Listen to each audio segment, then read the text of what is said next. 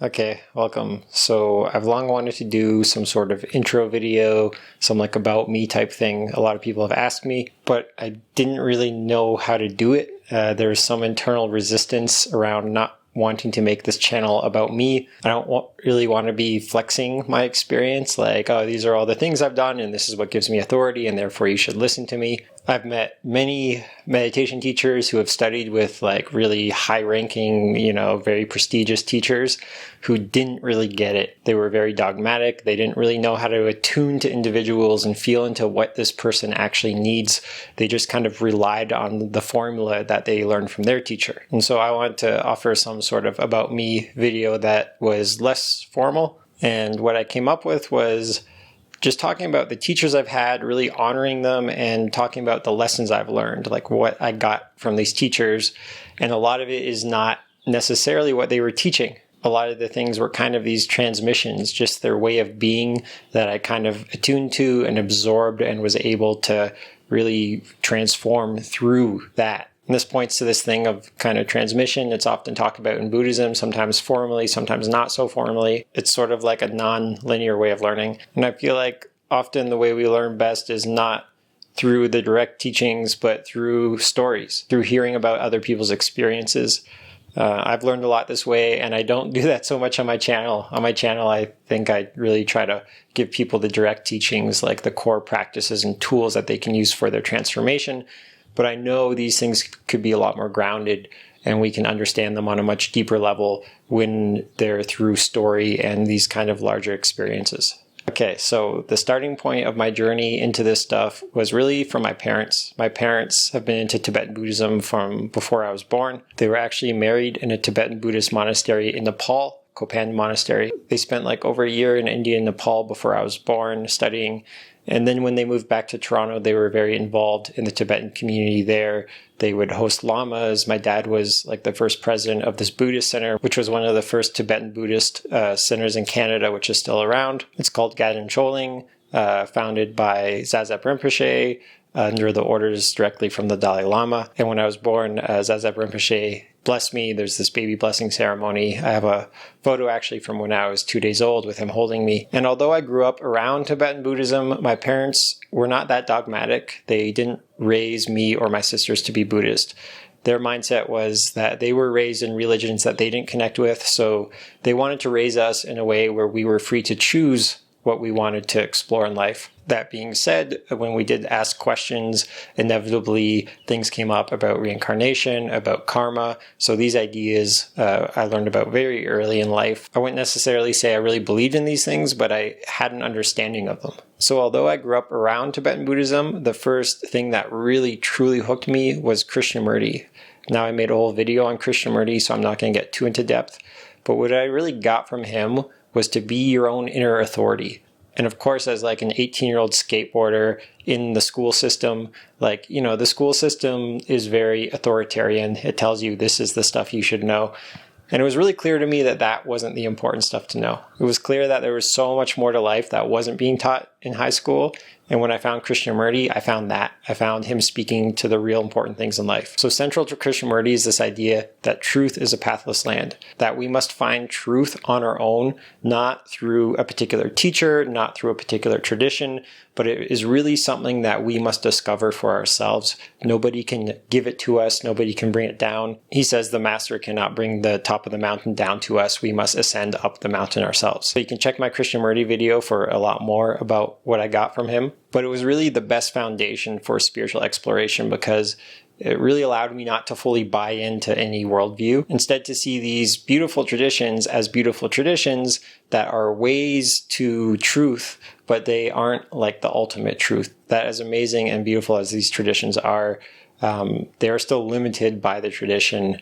They still condition you to an extent. And we can use these traditions and meditation techniques to bring us further, but ultimately we can't put all of our belief into these traditions. In fact, Krishnamurti said that belief is always limiting. It always colors your experience. And we really don't need belief at all. We want to be with our experience fully without projecting any understanding onto it, without filtering it through any belief system. So although I really loved and vibed with Krishnamurti, he did not give a ton of meditation instruction. And I really knew that meditation was the way because he spoke of meditation a lot. And when I tried doing his choiceless awareness practice, it really, I didn't know what I was doing. I didn't get much out of it. And so I decided I wanted to get more into Tibetan Buddhism because clearly there's a lot of wisdom in it. And clearly they had a very structured, formalized practice system that, has been shown to work. So when I was 20 or 21, I found a traditional Tibetan Buddhist teacher. He had just arrived in Toronto where I was living from Nepal. He was actually born in Tibet. He was pretty young for a Tibetan Lama. I think he was in his late 30s, but he was like a very high-ranking Lama. He was like, recognized reincarnation. He had done his 3-year retreat. He had a very high-ranking teacher who was like also one of the Dalai Lama's teachers. So as far as like a Tibetan Buddhist perspective, this guy was like very legit, and that was exactly what I was looking for at that time. So I started studying formally with him. I took the vows, the Buddhist kind of vows. I did the initiation thing. I went every week to the meditation class, and then also weekly to a teachings class where he translated these Tibetan Buddhist texts. There's like a translation thing going on, and then monthly to pujas where they do kind of singing and meditation and prayer and all these things. And then I was doing my daily practice. I was doing 108 prostrations every day along with these like Tibetan prayers. And so doing all of this stuff, I just honestly found like none of it was really vibing. Like it wasn't really doing the thing I was hoping it was going to do. I was looking for like real transformation and realization. And it just seemed like a lot of formalized kind of routine. And then also within the group, there was just like a weird vibe. Like there was a lot of weird tension, a lot of weird people like that clearly had, challenges that they were facing. And I felt like they weren't really being addressed directly. This teacher, while he was, very authorized to teach Tibetan Buddhism, didn't really know how to connect with the people and didn't really know how to offer them like guidance and perspective in areas of life outside of the Buddhist practice. And so this is what I've seen time and time again is that people go to these like spiritual teachers for life advice. And very often the spiritual teacher has no idea what it is to live like a normal life. They've lived most of their lives in like a monastery or with like people caring for them. And they really don't understand the problems being presented, and they offer just like the typical kind of Buddhist answers that may or may not be relevant to the actual problem. So after a year of studying in this group and not really feeling like much progress, but still kind of into it, but kind of like questioning, like, is this really working? And is this really the way? And maybe there's a better way. I still really super respected Tibetan Buddhism. I think it's like so incredibly rich and full of wisdom and beauty, but I just wasn't getting any traction with it. And right about the time that I was kind of realizing this, the Buddhist center started to fall apart. Like there was all these weird things that happened. I won't get into it. I heard various stories from people in the center about, various people doing different things that were clearly unethical.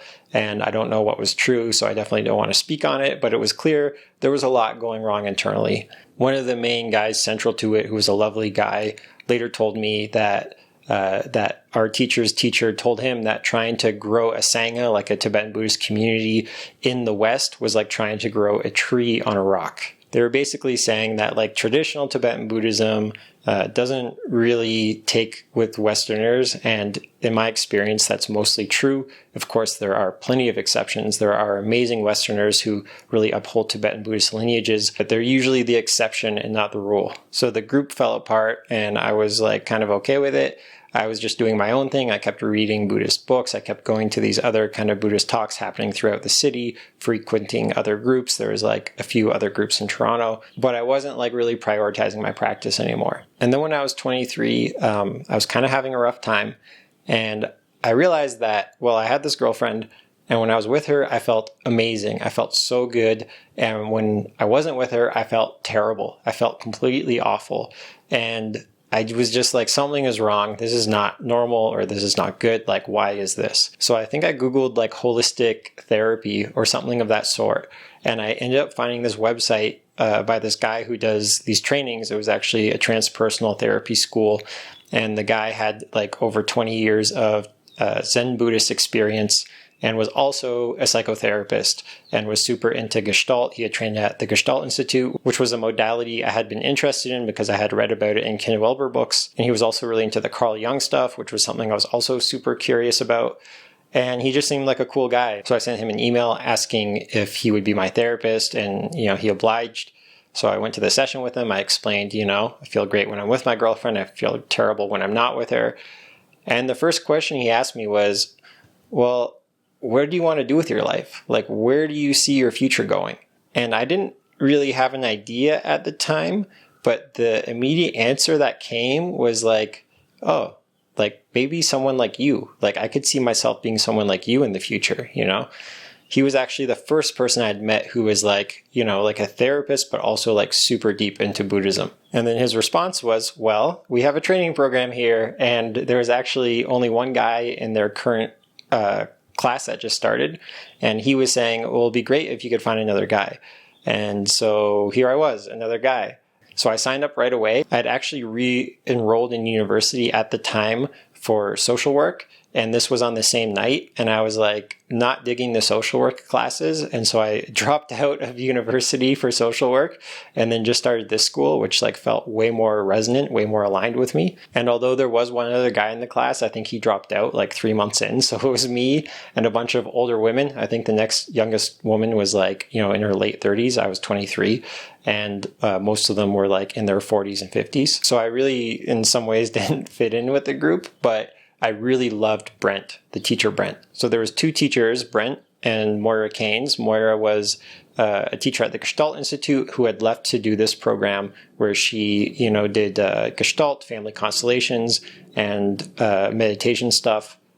And then Brent was really the Jungian guy, the Zen guy, and the Gestalt guy. I did the training course for a year and a half, and halfway through second year, I think someone called me out in the group because, that's like the style of therapy with Gestalt. It's like confrontational. People call each other out, but in a compassionate way, or at least in a direct way, not in an insulting way, but just saying, hey, I noticed this. And they called me out for not being that engaged in the group. And the truth was I wasn't. And I was like, you know what? Like, it's not really aligned for me right now. I was super young. And this was like asking us to go deeper, and it just wasn't where I was. It wasn't resonant. It wasn't like the right group of people. And I was really just there because I loved Brent so much. So I left the group, but I continued to see Brent as a therapist, and I would go to his meditation nights as well. He was my therapist for 4 years, and he was a very chill therapist. Like, he wasn't that confrontational. And later in life, I had more confrontational therapists, and I actually really loved it. Like, I loved being called out on shit. And then I was like, I wish Brent called me out more. Because I was like, this is what I need. But then it was much later in life where I reflected and I actually understood why Brent didn't call me out. Like, I actually got it. And I was like, yeah, I actually didn't need to be called out then, Like, actually everything was okay. And so these are the lessons I learned from Brent, right? Which is one, like, don't rush things. I think Brent could see the bigger picture for me. He could see how young I was, and he could see that I needed to go through what I was going through. There's some like larger learning happening slowly. And often in life, we're in these places where we feel stuck or we feel like things aren't really working. But there is something to be learned from those experiences. And sometimes it just takes time. There's always change happening. We just have to be patient. And of course, we don't want that to be an excuse for complacency, for not taking action. But it just wasn't the right time for me to like go deep into Buddhism or go deep into therapy. I kind of had other things I need to sort out and explore first. And so I really understand and respect Brent for like, just like kind of seeing me and just being cool with it. And just being like a dude who's like there for me, So the other thing I got from Brent was he was just a cool role model, and he showed me what it was to really live like the Buddhist life. I mean, he said he considered himself a Buddhist with a small b because he wasn't really that dogmatic about it, but he spent 10 years living in isolation, like living in Northern Ontario, like in the woods, just meditating. The only time he would really leave his place was to do this like little mail route that he would do like once a week just for enough money to buy simple food to eat, because he had magically found this place to house sit in the woods for free in isolation so he could just practice meditation. Brent had done a lot of LSD in his earlier days in college, and then had like an awakening experience on the LSD, but then when he sobered up, it disappeared. And then he never touched the stuff again after. He just got really serious about awakening through real meditation practice. That it was very clear to him that that was the way. And he found a teacher, Roshi Philip Kapleau, who's like a legendary Zen teacher. He wrote the 3 Pillars of Zen. So Brent would go on retreats with him. They were called sesshins for every one. I think they'd happen like once a month or once every 5 or 6 weeks. And Brent would go to every one. He said he wasn't really that much a part of the community, but he would just go, and then he would go back to his house and just be literally meditating all day, day in, day out. He eventually had his awakening. And when he did, he was kind of like, all right, well, I guess it's time to go back to the world. And he went back and became a therapist. He said he had a calling to do therapy training. And so he did. And then 5 years after his initial awakening, he had another awakening that he calls a heart awakening, where his heart really just like profoundly opened. It was actually a really crazy story. I won't get into it. But he said it was very different from his previous awakening. And he just really lived in this like open-hearted love space 24/7. Sounded amazing. And even with all this like meditation and therapy experience, he was just like a laid back, cool guy. He loved to ride dirt bikes. He was just chill. He wasn't pretentious at all. He didn't speak in the soft, whispery, spiritual voice. He just seemed like a regular dude. He drove a truck. He liked to do, regular things. He would drink beers now and again. And he would like never flex his experience or anything. He was really present with people and just there to help them. So clearly, I really love the guy, respect him. And I actually asked him to be on my YouTube channel, or if he wanted to be on my YouTube channel, like a year or two ago. And he was like, nah, you know what? Like, I'm good. And the thing is, he runs his little retreats. He has a little place up in, the woods, and he runs these small group retreats with just him and his crew. And he said that like once someone got referred to him and they came on and they just weren't the right vibe. And it kind of threw off the energy. And so he said he didn't really want to promote himself. He didn't really want any more people in his group. If people organically came in through like close friends, he could vet them. That'd be cool. But he wasn't looking for a larger platform. He's quite happy just, teaching his small group of people, doing his small retreats with them. He's basically just good with where he's at, which is awesome. So I think it was so great for me to meet someone who's like cool and like awakened and has like walked the path for a long time, and to just see like you could just be a regular person. You don't have to wear robes. You don't have to speak in a weird voice. It's like you can be a regular dude, and that really gave me permission to like just continue to be myself. The other thing that I got from Brent was that he was so integrative, and I really loved that because that's how I felt. So we did holotropic breathwork sessions. That's the really intense breathing that can become pretty trippy or like weird. We did group therapy. We did all sorts of like experimental group work. We did meditation. We did all sorts of meditations, actually. We did like a Zen type meditation as well as like kind of a heart activating meditation. So I was exposed to a lot at a very young age, and I'm very grateful for that. So in spite of how awesome Brent was, it still wasn't really time for me, Like I loved that stuff. I was always reading about it, but I still felt pretty stuck, and the deeper shifts that I was really craving weren't really happening. And I just got a sense that they weren't really going to happen until later. So I stopped really kind of pushing so hard, and I started exploring other aspects of life, like work, career, all that kind of stuff. I got really into photography. And then when I was 27, I felt like, okay, I do want to get back into this stuff. I did want to kind of work with people in a deeper way, and I joined the Gestalt Institute of Toronto, which is a psychotherapy training school. Gestalt therapy is very experiential. It's very hands-on. It's pretty amazing, actually. It really formed a lot of the foundation for my understanding of therapy and how I work with people. It's very confrontational. It's very much about being super honest with yourself, but also with others. And they really kind of put you through the fire. Like you really go through the intense stuff as a group. And that was, a really amazing experience. Even though I was in the program, I think I was pretty depressed at the time, and I wasn't that engaged, although I was quite interested. My ADHD was quite bad. I actually had a lot of trouble paying attention in class, but I still managed to learn a ton in those 2 years that I was at the Gestalt Institute. After the second year, I started getting really into photography, and I just felt like this need to like kind of go off and travel a bit. I decided to take a break from school. And this is when I started going to these West Coast festivals, and as actually the festivals that like started to open up this kind of spirituality in me again.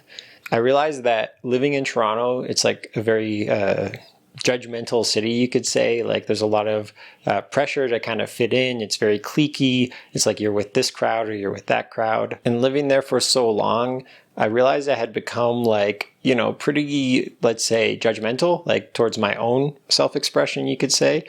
And just like a little bit, I don't know, like dead inside, just like not really feeling that alive, not feeling that expressive, feeling really limited by the identity that I'd created for myself in Toronto. And going to these festivals and like doing psychedelics and being in a totally new place with new people who are super expressive, who are dressing super intensely, who are really zany, that kind of gave me permission to have more fun. And it was really through this fun and play and like psychedelics and like community that I started to like open up and have these like really amazing experiences that got me really hopeful again about like this kind of spiritual path. And it was a few months after I started going to these festivals that I had a really profound LSD experience. And like that was the one. It was just like basically someone said like the universe hit you over the head with a frying pan. It was like just incredibly profound. It was like all this spiritual stuff I had ever read about was suddenly just like integrated in like one experience. And I just had this incredible sense of like interconnection of like the heart of the universe, of like so much, like it's way too much to get into. I don't even have the words to begin to describe it. But it really opened me up, and it really actually fundamentally changed me. Like I felt completely different after that experience. I felt more raw, more sensitive, and I felt this connection to like the divine, like this like light kind of bliss feeling that lasted for like 2, maybe 3 months after the fact, that I was just feeling like this light goodness and this like connection to the universe, something I had never felt before. And that really motivated me to like get super back into my meditation practice, because I felt like, oh, there's an opportunity here. There's an opening. This is it. Like the time is now. Like all of this studying and reading and practice I had been doing was like preparation, and now is like go time. So I started meditating every day, and I was meditating probably for over 2 hours. I wasn't timing it, but when I got a sense of it, it was like 2 to 3 hours every day meditating, and just really like inspired, really focused, like dropped tons of bad habits, just stopped drinking. And it wasn't like I'm quitting drinking. It was like I had a drink and I was like, this doesn't feel right. And I just stopped because I wanted to meditate and to connect with this like open, expansive energy that I was connected to. But in spite of all that progress, I still felt like something needed to shift. Like my life wasn't aligned, and I knew I wanted to like get out of the city. And so I ended up going to Costa Rica. So because I had had this experience through psychedelics, I was like, okay, well maybe, I got to go deeper into that. And I'd actually done ayahuasca twice before, like years before actually. And so I was like, okay, I want to like connect with ayahuasca again. Maybe now it will like, show me like some deeper thing. And I was like, I'm going to do like a week of ayahuasca and I'll be good. Like that was kind of my plan, like 2 weeks or something. And I ended up living at an ayahuasca retreat center for 3 months. It was like actually like an ayahuasca community. We would do ayahuasca ceremonies every Saturday, and then often Tuesdays as well, and then often a sweat lodge as well. And we were living completely off grid, like no electricity, like no plumbing, nothing like that. I was doing volunteer work there, so I was helping. I was like working with the land outside all day, like nature, jungle, river, just like beautiful, connecting with nature. It was like so good for me. But at a certain point, I was really kind of missing the city, like the community I had in the city. And I wanted to go back and like bring some of this energy to the people in the city. So my plan was like, I'm going to start a little meditation group in the city. And it wasn't like I wanted to be a meditation teacher. It was more so I wanted to just like be with people in this meaningful way, like not at a party, but to like, just sit with them and guide people through like meaningful practices of like connection and, nothing crazy, but just like be with people. So I got back to Toronto. I started a meditation group, but then I also wanted to explore other groups happening in the city. And I found Consciousness Explorers Club. So for context, this is 9 years ago when I was 30.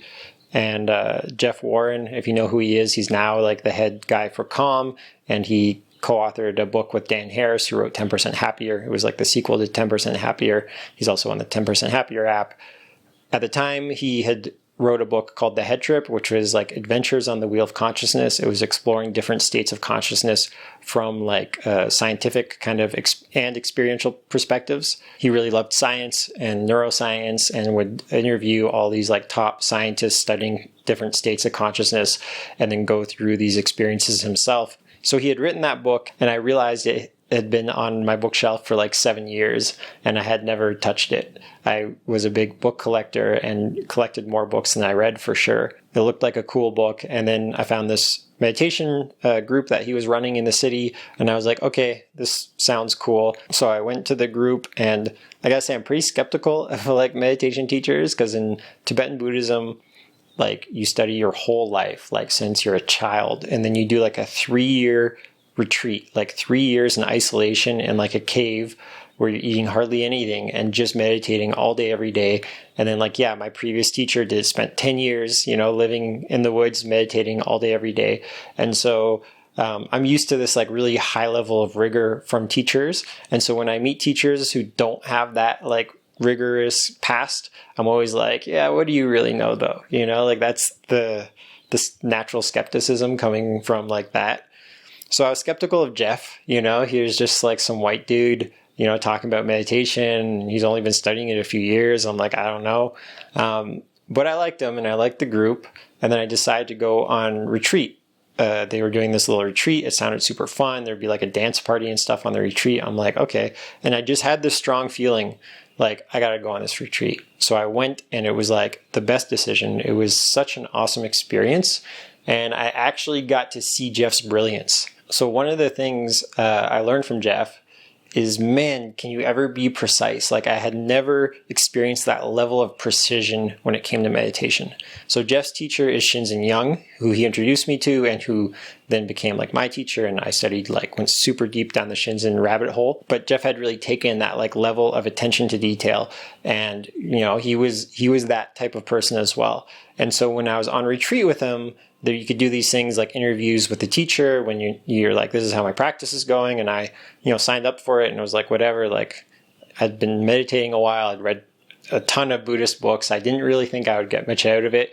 And man, was I wrong. Like the guy was asking me the most precise questions around like, okay, like, what happens when you meditate? Okay, thoughts come up. Well, how do those thoughts appear for you? Where do they appear in your awareness? What do they look like? What is and he's really getting in. And I was like, wow, like I had never paid that much attention to like what was happening in my awareness when I was meditating. This is like the Vipassana way, or at least the Shinzen Vipassana way. And that really was like a big turning point in my meditation practice. So afterwards, me and Jeff like vibed on the retreat, and he realized I was pretty knowledgeable and we had read a lot of the same books and all that. And so he's like, hey, let's go for a beer or something after the retreat, which is like a funny thing to do, but it's something that me and him will often do, is go for a beer after a retreat. And we just hit it off, and we became like best buds. And we would hang out all the time. We would talk at length about meditation, about consciousness, about, change, about healing, about, the challenges that arise, about, the cultural kind of space of meditation and all of these different movements. It's like we were just like super on the same plane, and just super hyped about all of this stuff, and constantly talking about different teachers and different practices. It was like nonstop. So we were both these like ADHD, like constantly learning new things. By the way, we both actually have ADHD. So that's another thing we connected over. And there was just like this constant learning, like in both of us. And we would both like, be talking about the weird things that were happening in our own meditation experience. And, there was just like constant insights, constant learning. And that was really like the kind of rapid like learning that I went through, the most rapid, and I was also, reading Shinzen and like listening to all his talks all the time. And Shinzen is also incredibly brilliant. So that was really where I got my meditation teaching chops. It came from Jeff and Shinzen, and especially Jeff's interpretation of Shinzen's stuff. And then also like just going to every event that Jeff ever did. And so one of the things we would talk about was like all of the problems that would happen in meditation groups. Because, here Jeff is running a meditation group, and we're looking at all these scandals happening, all these teachers doing unethical things. Just the Buddhist world, the spiritual world in general, is unfortunately, just as messed up as the rest of the world, you could say. Just like these kind of hierarchical institutions always get corrupted in some form or another, or so it would seem. And Jeff really didn't want this to happen to his group, Consciousness Explorers Club. And so what he did one day is he just sent out an email and was like, hey, all you guys are teachers now. So it was myself and 3 or 4 other people that he made teachers in the group. And he's like, we're now a teaching collective. And he's like, I'm going to still be the president and still kind of be, captain of the ship.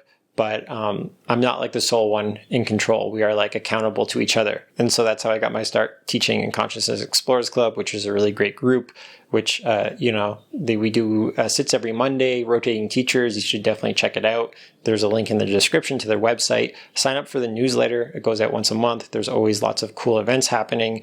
And there's a big thing around accessibility and inclusiveness in the group. It's really great. If you can't afford to pay for stuff, we'll figure it out. Don't worry. So that's my home group, and I really love the group. But I also really struggled with taking this role as teacher because, like I said, I had these teachers who were just so high level, who had committed their lives to their practice, and I felt like such a beginner, and still do, relative to these other teachers. And it was really Jeff who super encouraged me. He was like, man, you get this. You are amazing at teaching it. He really drove home that I can do this and I should do this. And it really took a lot. I was really kind of in and out for a while in the group when it came to teaching. And it was really Jeff's encouragement, along with the encouragement of a few other friends who would, come to my stuff and were also very supportive and encouraging. It was all of that really helped me kind of step into this role more fully and more confidently. So it turns out that Tamara Levitt, the main person on Calm, she's chief of content. She did all of the original content for Calm. Turns out she lives in Toronto. She's from Toronto. And it turned out she had actually come to my meditation event before. And afterwards, she said to me, I didn't know who she was, but she was like, hey, I really enjoyed that practice. And I was like, thank you. And I thought that was very nice. And I kind of remembered it because it felt very genuine and heartfelt acknowledgement. And it's always nice, when you get that. But I had no idea who she was. And then maybe a year later, she reached out to Jeff because she really wanted Jeff to write content for Calm. And Jeff was like, I'm too busy. It's not a priority. But here, check out these guys. And he recommended myself and Avi. Avi being another amazing teacher in Consciousness Explorers Club, who's a very close friend of mine and just a brilliant individual who I've had previously for an interview on this YouTube channel. You can check it out. So that was my entry to working for meditation apps. I worked for them for a few months and it actually really vibed. I was really good at it. Tamara was really validating. She said, great things. She really appreciated my writing. But after a few months, I started to kind of just hit this wall. I think there's a lot happening in my life. I kind of got writer's block. And I'd, written all the things that I felt like I wanted to say, and then anything else, she's like, well, we've already done all that type of content. And then none of the content they wanted was really, because I was not really writing in my own voice. And yeah, it just became stressful. And I was like, this isn't working. So I left Calm. And at that same time was actually in school in another psychotherapy program studying depth psychology. It was an integrative program, which was existential psychotherapy, depth psychology, somatic psychology. There was actually some Buddhist stuff in the program as well. That was the program I eventually finished and became a therapist through, did all my internship and all of that, and was really focused on that, and then started seeing clients as a therapist. And that was where I think I really hit a new level, right? When you're working with people one-on-one as a therapist, a lot of people came to me actually through Jeff. Jeff would refer people to me and through other ways, people who were into meditation. So I was working with people therapeutically, but also people who were meditators, and started to see how the barriers coming up in meditation were the things we could work through therapeutically. And then also that would improve their meditation and just improve their overall well-being. And I started to see how meditation and therapy are really getting to the same goal, which is just bringing about harmony in the being so you can be in rest and ease. And that's where I really started to figure out the integration of these things. So just as I was finishing like all my internship hours and becoming like ready to like really step into like full-time therapy. I mean, I was already seeing clients full-time, but really stepping into like being my own boss, like not being a student anymore. That's when the pandemic hit. And that's when I was like, okay, first I was like, I need to do something because I had kind of freed up some time. I had already referred out some of the clients I was seeing that were like on a kind of pay what you can basis to other student therapists. And that opened up my time. And the original intention was to like take on more clients at like a higher rate. But when the pandemic hit, I was like, just kind of like, oh man, like there was just this collective like panic. Yeah, if you remember. I was like, okay, I got to do something. So the first thing I did was I wrote this like long article, just trying to like offer some like kind of Buddhist wisdom around like suffering and acceptance and all of these other things around like how we can meet these challenges and the scariness and panic and all of these things. And that was cool. That actually got shared by a lot of friends and really appreciated. So I like felt good. But then after that, I was like, yeah, I need to do more. And I was kind of like, I don't know what started it, but I had the idea of starting a YouTube channel, and it took me like a long time because I would have never done this otherwise. Like it's very vulnerable to like be putting yourself out there like this. And I was just like, didn't feel ready for it. And luckily I had some good friends, shout out to Pat especially, but a bunch that really encouraged me and really supported me and helped me like talk through the process. And I started putting stuff out. And at first I only told like 5 or 6 people. I did not post it on any of my other social media. I kept it super quiet. And once I had like, 7 or 8 videos out, then I started like telling people, and I had such like mixed feelings, but I knew it was the right thing. I knew I needed to be like more expressive. I knew I needed to like share more of what I knew. And I knew I wanted to help people. And I knew that this was an amazing outlet to help people. So that was the start of my, YouTube career. And then, after a few months of that, I ended up moving to Costa Rica because it was getting cold. I had gone to Costa Rica a lot and had some close friends there and loved it there and was just ready to kind of, get out of Toronto. I'd long wanted to leave Toronto, and the pandemic really freed me to like not have to be like present in person with my clients because it was all online anyways. So I moved to Costa Rica. I bought a dirt bike when I got there, of course. Ended up, moving into this like beautiful quiet valley and, had an adventure there. And then I got this message from Manoj DS. He's a really awesome meditation teacher. He's kind of like blowing up right now for good reason because he's a great guy. And Manoj found my YouTube channel. He said he wanted to connect. And at first I was like, what, do you want to be on my YouTube channel? Like, do you want me to do a video with you? But it turns out he was starting this massive app called Open, and a big meditation app. And he wanted me to be a teacher on it. And at the time, I was in a relationship and I was just loving Costa Rica and I was not ready to move to LA. So we decided I would be a writer for the app. I would write a bunch of their meditations and then maybe eventually like move to LA and be a teacher or something. And that's how I got the job for Open, which was super cool. And working for Open, I had a lot more freedom to like really write anything I wanted. And that was super awesome. I really got to explore like in depth every day, writing every single day around like, what are the insights that I want to impart to people? What are the insights for like what makes a good life? What is helpful for people on a day-to-day basis? What practices can actually, transform your life? And working on that was amazing. But eventually I decided to like kind of rekindle my YouTube channel. If you've been following for a while, you'll notice I've taken many breaks. But I really love this. I really love connecting like directly to people. I really love having like this more freedom and also like being more like expressive. I guess this is like one of the first videos where I'm really kind of being more expressive and really telling more of my story.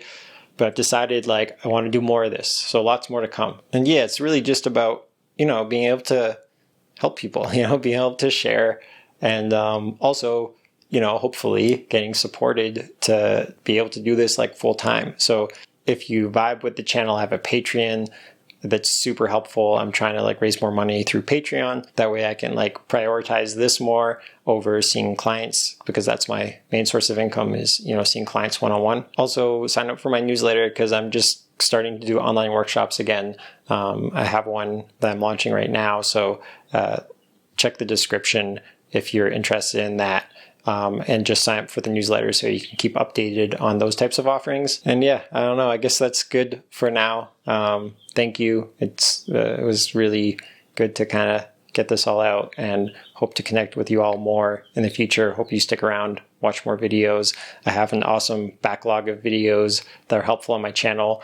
Plus, I'm working on this big free healing resource that's pretty comprehensive for healing practices, which is still ongoing, which is also one of the reasons why the Patreon is helpful, because I want to pay the producers and whatnot that are helping me with that. And yeah, I don't know if you have any questions or requests, feel free to drop those in the comments or reach out personally. And thank you. Thank you for listening.